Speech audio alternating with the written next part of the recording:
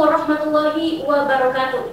Kembali lagi bersama kami dalam acara 360 derajat mahasiswa. Bersama saya Siti Fitriani, presenter 360 derajat mahasiswa yang akan memandu jalannya diskusi kali ini.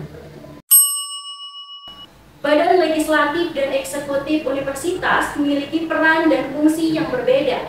Namun, keduanya bekerja sama untuk mencapai tujuan bersama, yaitu meningkatkan kesejahteraan masyarakat dan kemajuan universitas. Di ruang 360 derajat, kami sudah hadirkan aktivis-aktivis yang sangat luar biasa untuk membahas mengenai bagaimana kinerja badan eksekutif dan badan legislatif yang ada di Universitas Nusa Putra selama periode 2023-2024. Cut. Selamat siang, Bang. Ya. Terima kasih sudah menyempatkan waktunya untuk hadir pada diskusi kali ini. Sebelumnya kami persilahkan kepada abang-abang yang sudah di sini untuk memperkenalkan diri terlebih dahulu. Baik, tanpa salamnya. Perkenalkan, nama saya Alfred Jantian. Saya sebagai Presiden Mahasiswa Universitas Nusa Putra masa khidmat 2023 sampai 2024. Baik, perkenalkan, saya Abdul Karim. Jabatan saya sebagai Wakil Ketua 1 Dewan Perwakilan Mahasiswa periode 2023-2024. Baik, terima kasih. Selanjutnya kita akan buka sesi diskusi pada kali ini. Baik, yang pertama nih, Mbak, bagaimana sih peran badan eksekutif dan juga badan legislatif selama periode 2023 dan 2024? Boleh dari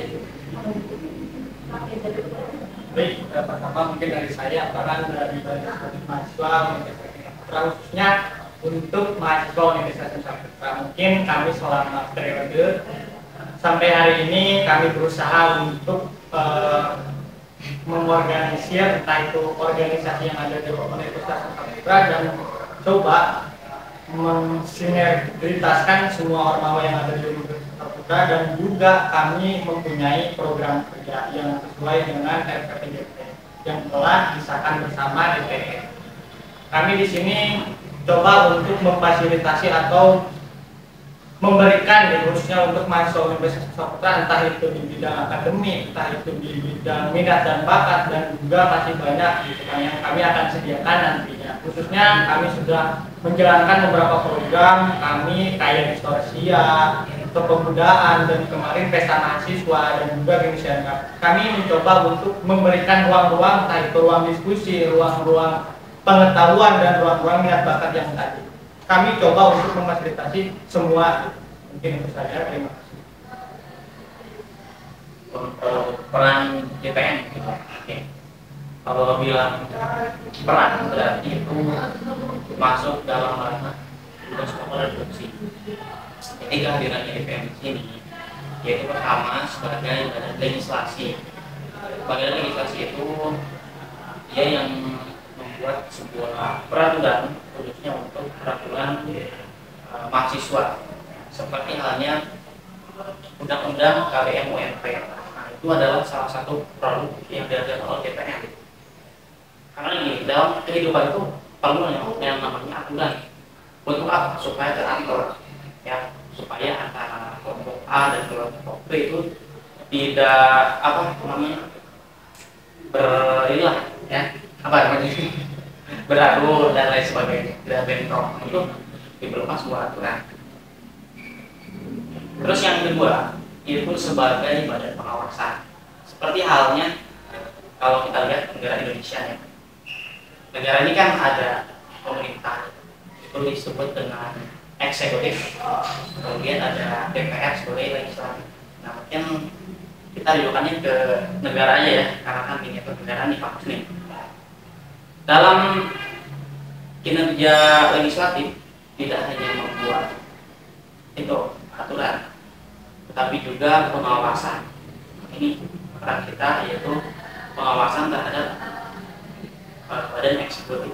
Pengawasan apa yang telah kita lakukan selama periode. Jadi dalam DPM itu ada yang namanya komisi. Di DPM itu ada 4 komisi, ya. Nah, setiap komisi itu bermitra dengan kementerian-kementerian yang ada di badan eksekutif. Jadi kita selalu yang namanya mengadakan rapat kerja ya, dengan badan eksekutif setiap bulan, bahkan lebih ya, dalam waktu lebih dari 1 kali tergantung pembahasan. Dan yang terakhir itu sebagai anggaran. Jadi setiap pemawa itu kan pasti akan selalu membuat kegiatan, dan itu perlu anggaran. Nanti anggaran yang diajukan pada BEM atau pada kampus ya, yang nanti ditembuskan itu harus lewat kita dulu. Dan kalau masalah anggaran itu kan paling sensitif ya, tentunya kita harus lebih berhati-hati. Kita bersama anggaran itu kita awasi supaya tidak ada stigma negatif yang baru, apalagi negatif thinking ya dari masyarakat. Oke, baik. Menanggapi argumen dari Bang Teja nih Bang, program dari Badan Eksekutif itu tadi sudah ditetapkan melalui RPPJP gitu. Apakah itu terlaksana atau ada yang terlaksana dan belum, atau bagaimana mengenai program itu? Mengenai program kerja kita ada yang sudah terlaksana itu. Mungkin nanti untuk kedepannya masih banyak gitu kan yang kami akan lakukan. Contohnya yang terdekat sekarang nanti ada seminar development yang dilakukan sama Kementerian Pemberdayaan Perempuan, juga ada Astra, masih banyak nanti yang akan kami berikan bentuknya untuk mahasiswa universitas. Oke, baik. Jadi masih ada program yang belum terlaksana ya dan akan dilaksanakan gitu.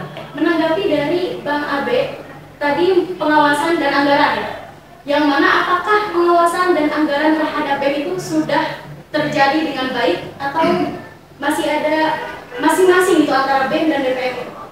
Oke, pengawasan dan anggaran tentu untuk pengawasan ini kita laksanakan rutin tiap bulannya. Untuk apa? Untuk controlling.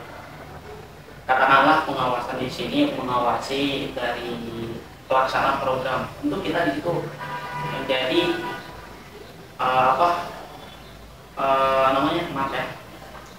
menjadi mitra kritis.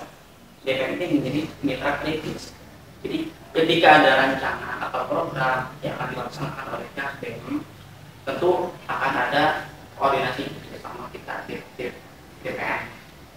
Nanti di situ kita bahas perencanaannya sudah sampai mana, akan dilaksanakan apa aja, butuh apa aja. Jadi kita memberikan tanggapan juga. Tujuannya seperti apa? Jelas kan, kita kaji di situ bersama. Ya.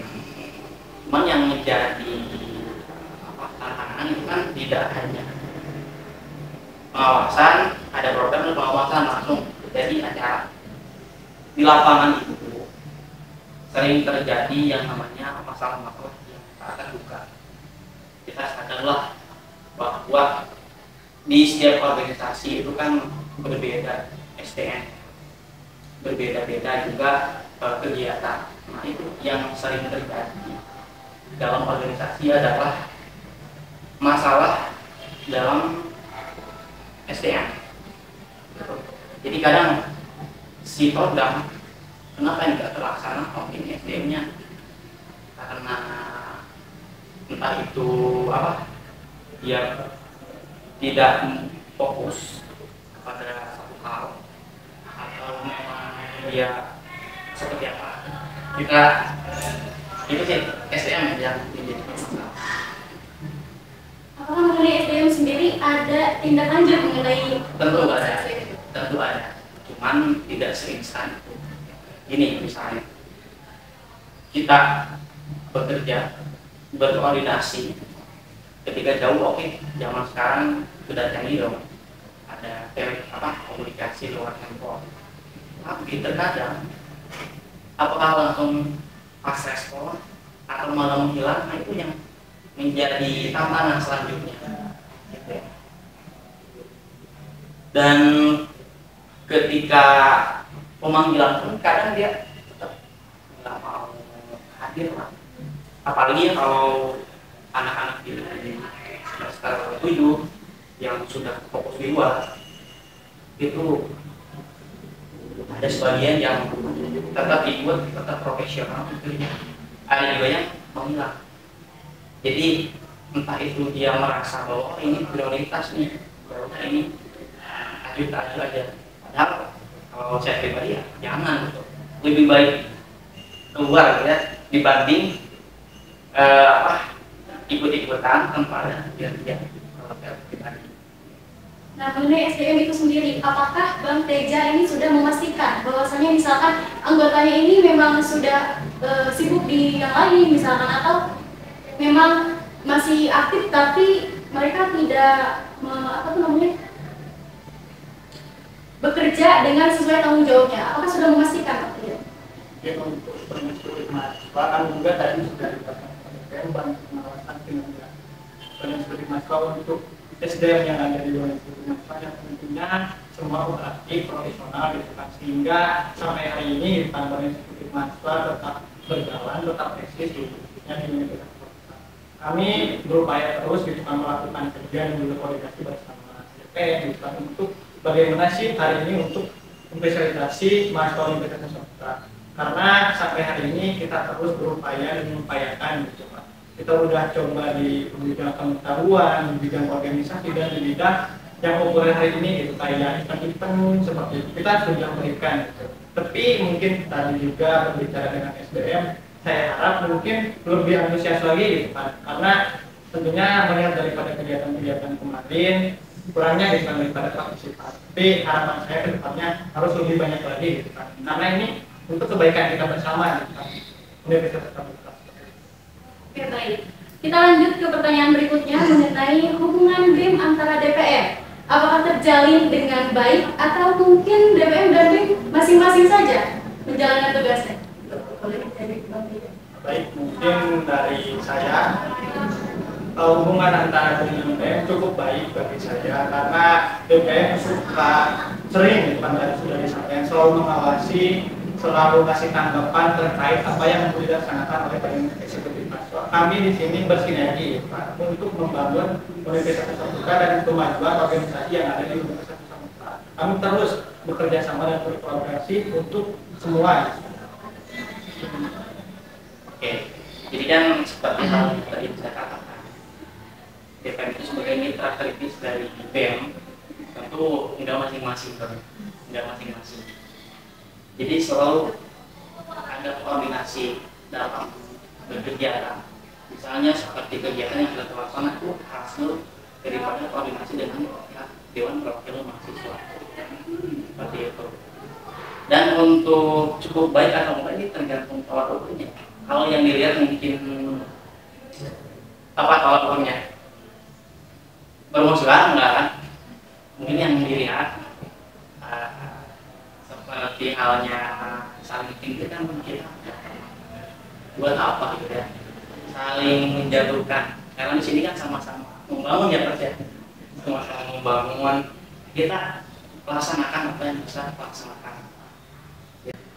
Selanjutnya, apakah badan eksekutif dan badan legislatif di universitas kita itu berbeda dengan badan eksekutif dan legislatif yang di luar? Mungkin saya menjawab sepengetahuan saya terkait dengan badan eksekutif mahasiswa di luar, kebanyakan sama. Kita juga mengenai dan politika dan juga pun sama, ada legislatif, adanya eksekutif seperti itu. Tapi mungkin di kita belum ada indikatifnya gitu. Karena kenapa? Karena kita lagi mempersiapkan dan juga melihat kapasitas sendiri gitu. Belum siap untuk ke sana, ada fakultas gitu kan. Kita belum siap ke sana karena belum semua gitu, yang udah benar-benar ada itu fakultas teknik gitu.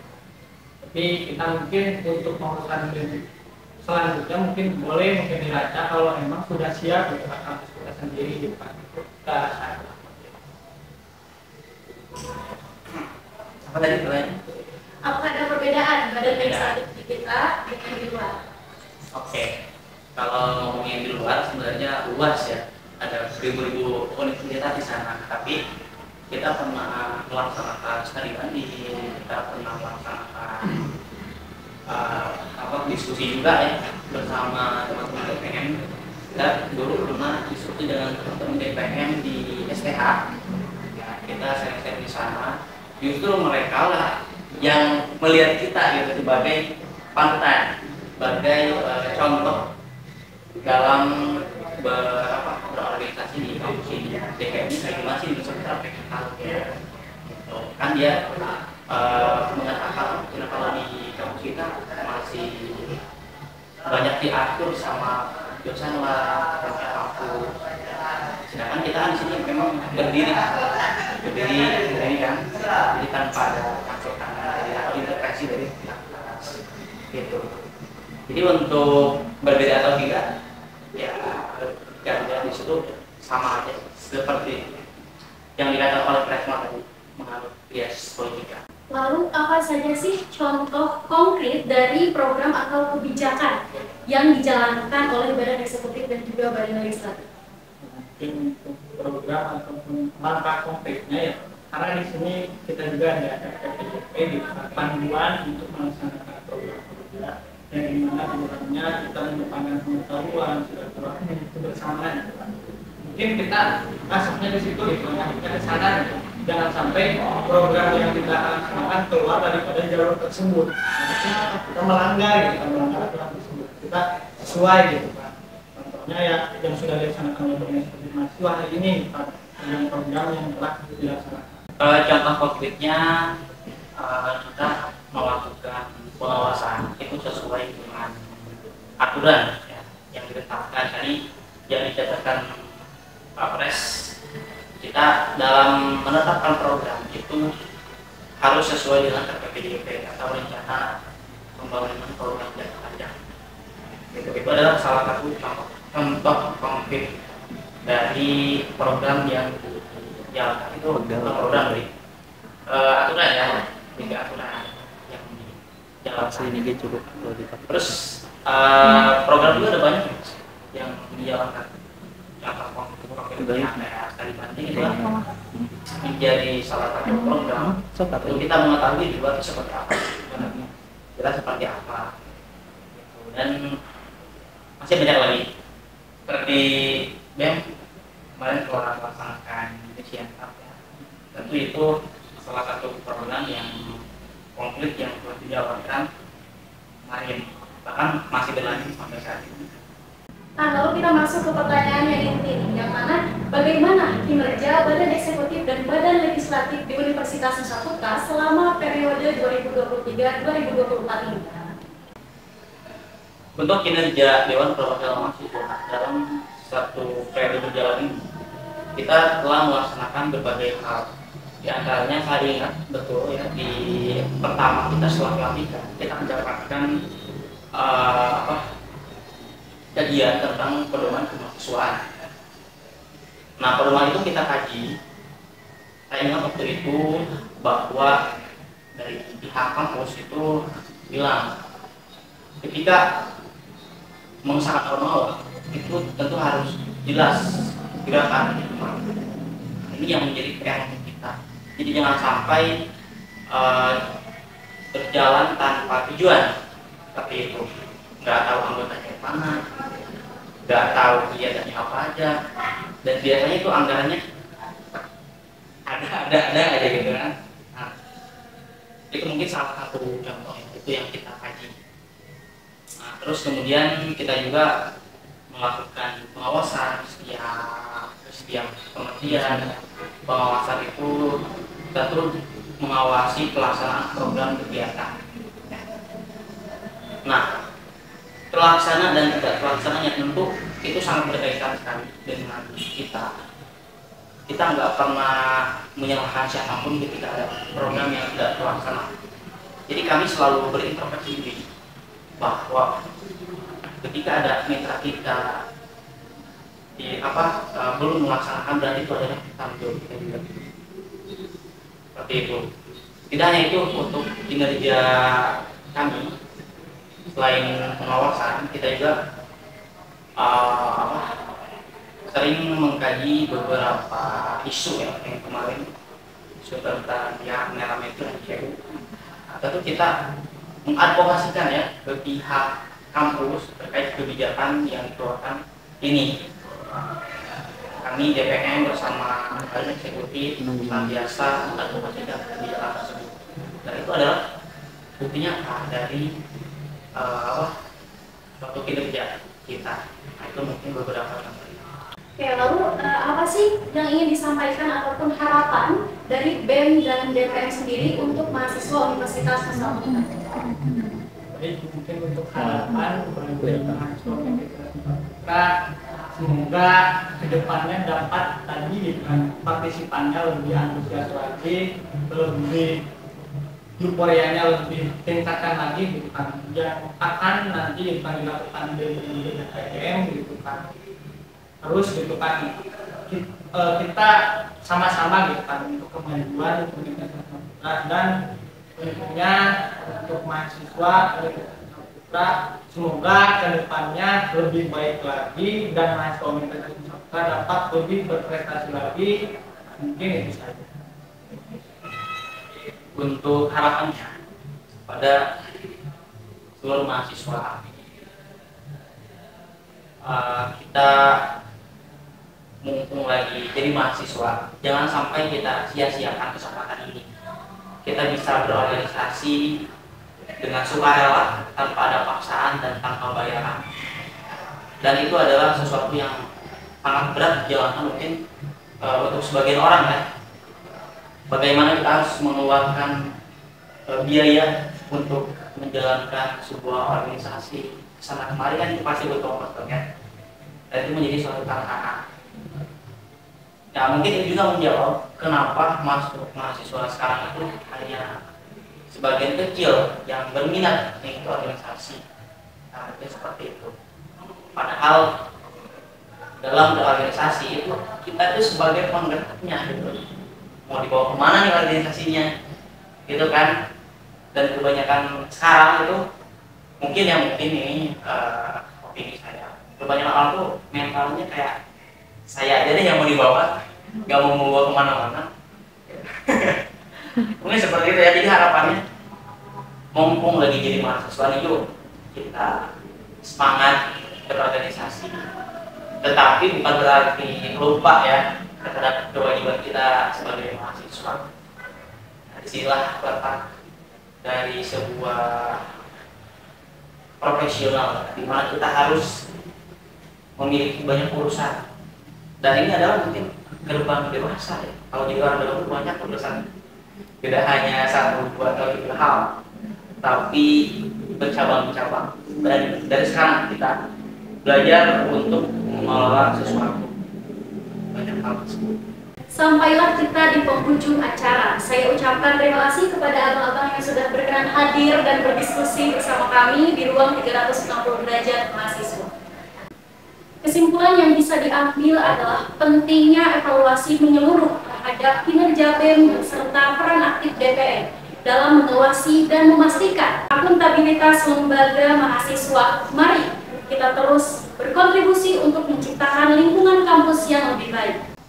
Saya Siti Fitriani undur diri. Jangan lupa saksikan 360 derajat mahasiswa.